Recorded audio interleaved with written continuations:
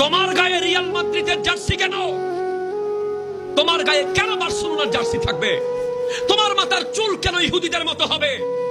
তোমার পরনের জিন্সের প্যান্ট কেন ছেঁড়া থাকবে? তুমি কেন 3/4 প্যান্ট পরবে? তোমাকে কি আমার নবীর সুন্নাহ দিয়ে যায় নাই? তুমি আমার নবীকে কি জবাব দিবে?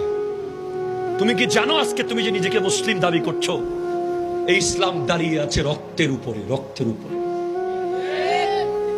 কোটি কোটি লিটার রক্ত ঢেলে তোমাকে মুসলমান বলার সুযোগ করে দেওয়া হয়েছে।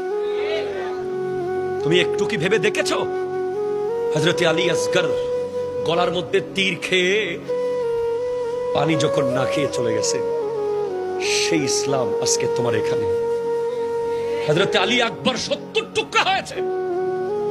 হযরত আমির হামজা রাদিয়াল্লাহু তাআলা আনহুকে 70 টুকরা করে কলিজা বের করে চাবানো হয়েছে।